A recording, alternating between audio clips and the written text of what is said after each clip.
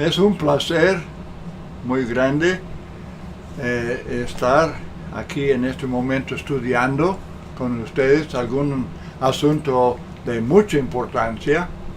Tiene que ver con la iglesia que Cristo estableció y algo de la historia de la iglesia. Cristo estableció su iglesia como había prometido. Lo hizo el día de Pentecostés, como vemos en Hechos capítulo 2. Y los apóstoles iban por todas partes anunciando el Evangelio, estableciendo iglesias. Y un detalle muy importante leemos en el libro de Hechos capítulo 14, versículo 23, de que constituyeron ancianos en cada iglesia. Esto es sumamente importante. Los ancianos también eran los pastores, eran los obispos, y esto indica que cada congregación, por pequeña que sea, es autónoma, es independiente.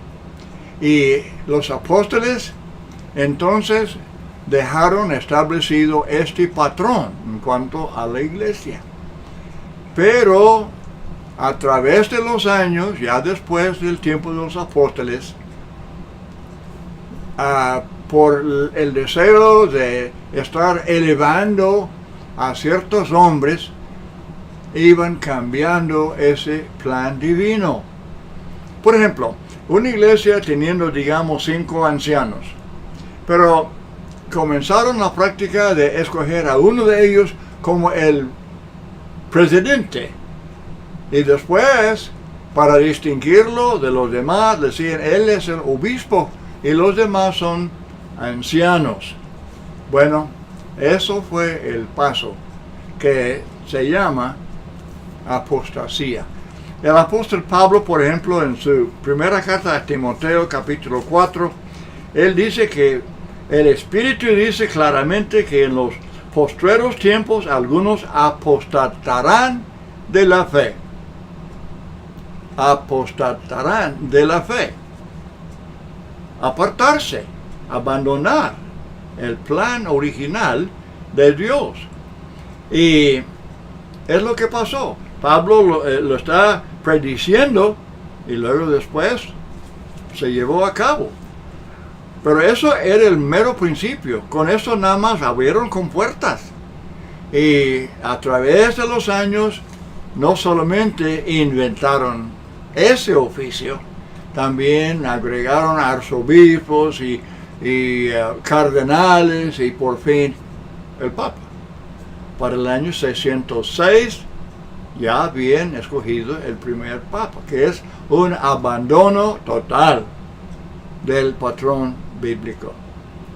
Ahora, brevemente, a través de los años, entonces habían cambiado todo lo que es el plan de Dios revelado en cuanto a la doctrina de la iglesia, en cuanto al culto de la iglesia, en cuanto a su organización, y entonces pues era otra cosa. Ya no era la iglesia de Cristo, era otra cosa.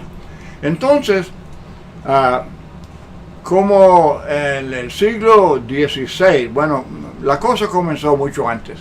A través de los años había hombres que estaban muy descontentos y se quejaban y todo, pero para el siglo XVI había hombres de mucha influencia, de mucha habilidad para guiar. Por ejemplo, 2 de ellos, Martín Lutero y Juan Calvino. Y ellos dijeron que iban a reformar la iglesia. Eran los famosos reformadores. Bueno, no reformaron. Más bien establecieron otras iglesias humanas. Y en realidad ellos retuvieron muchas de las prácticas de la apostasía que ya existía. Bueno, ya estamos simplemente presentando esta historia a grandes rasgos, pero ya vamos avanzando hasta el siglo XIX.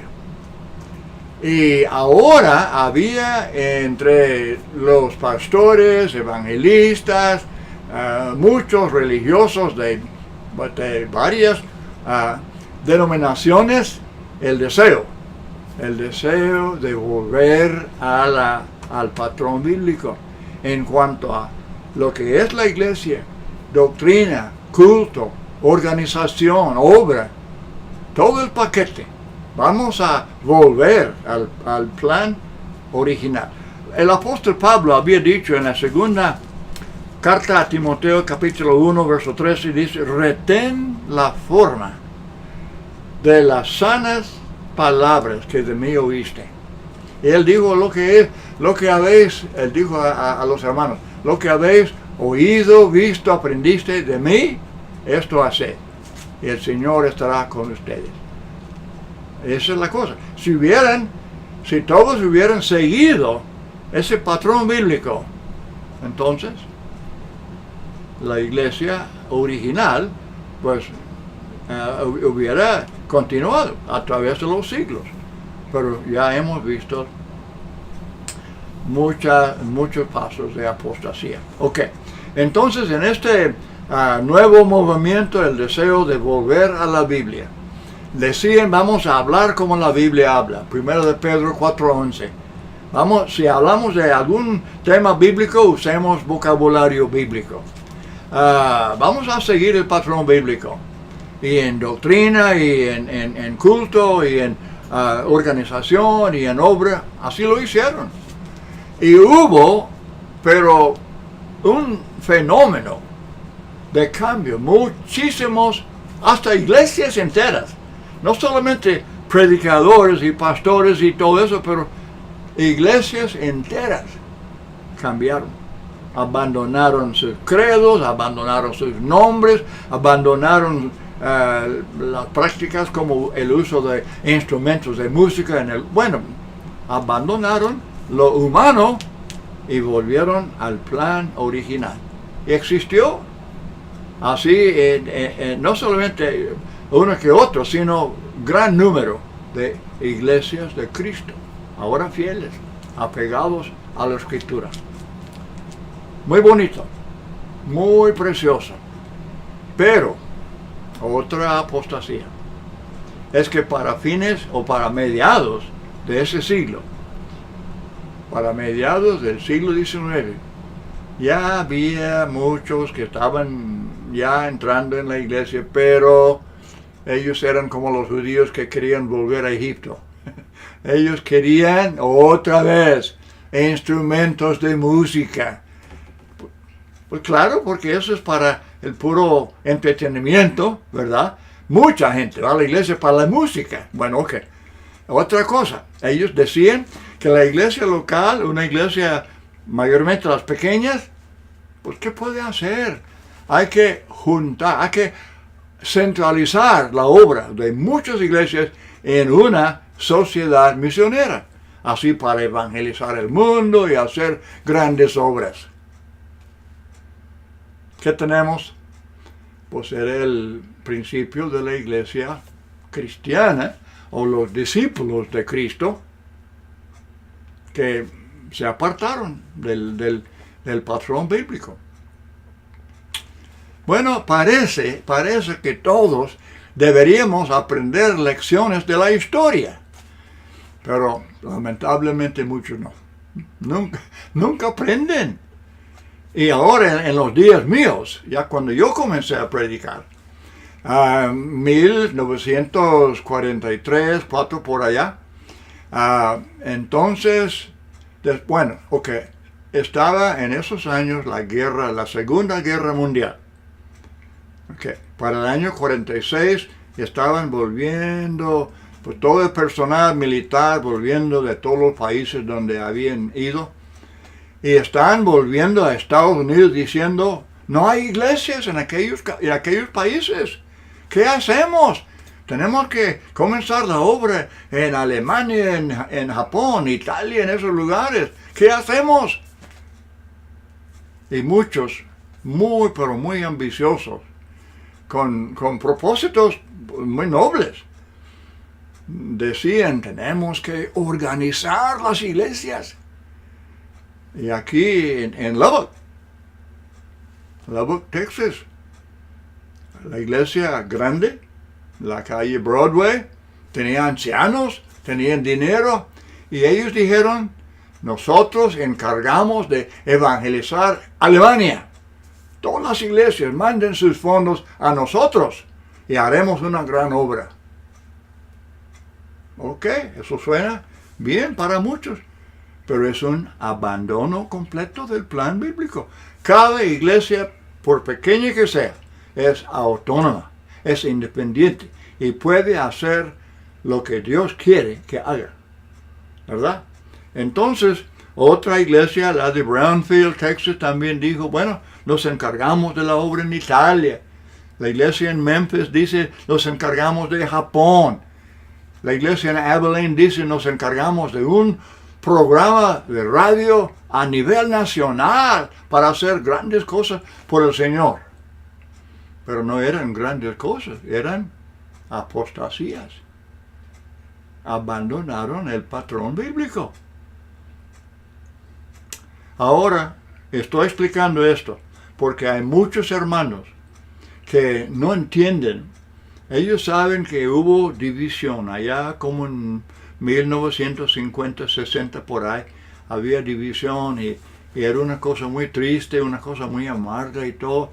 Pero no entienden exactamente el porqué de esto. Se usa la palabra liberal, que hay muchos hermanos, es que creían que tenían libertad de hacer esto y de aquello, cuando en verdad eran cambios doctrinales y eran abandono del patrón bíblico. Pero al oír esa palabra, pues ya sabrán de qué se trata.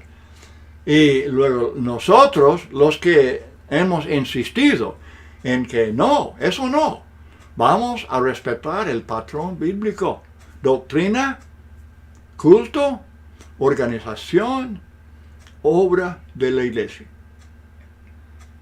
Vamos otra vez a volver a la Biblia. La Biblia es la guía, es la palabra de Dios. Y si alguna cosa no se encuentra en ese patrón bíblico, debe ser abandonado. Hemos dicho, por ejemplo, a los sectarios, deben abandonar el llamado bautismo infantil. Eso no es bíblico, ¿verdad? Deben abandonar todas las prácticas que no son bíblicas. Bueno, decimos lo mismo a los hermanos de nosotros. Decimos lo mismo. Vamos a abandonar todo aquello que los hombres hayan inventado y vamos a respetar el patrón bíblico. No duden nunca del plan de Dios. Cuando predicamos el evangelio original, cuando predicamos que toda la gente debe oír el evangelio, creer, arrepentirse, confesar a Cristo y ser bautizado, sumergido en agua para perdón de pecados, estamos siguiendo el patrón bíblico. Es lo que la Biblia enseña claramente. Es el ejemplo que tenemos dejado por los apóstoles. Y también el culto. Cantar himnos, orar, predicar, y luego cada domingo tomar la cena y ofrendar. Es el patrón bíblico. Los textos son bien claros. Y luego la obra de la iglesia, edificación, ayudar santos necesitados, evangelizar, ganar almas para Cristo. Eso es Biblia. Esa es la guía que tenemos aquí en la Biblia. Y estamos presentando este estudio corto con el deseo de que todos se animen a hacerlo. Que Dios les bendiga en su esfuerzo.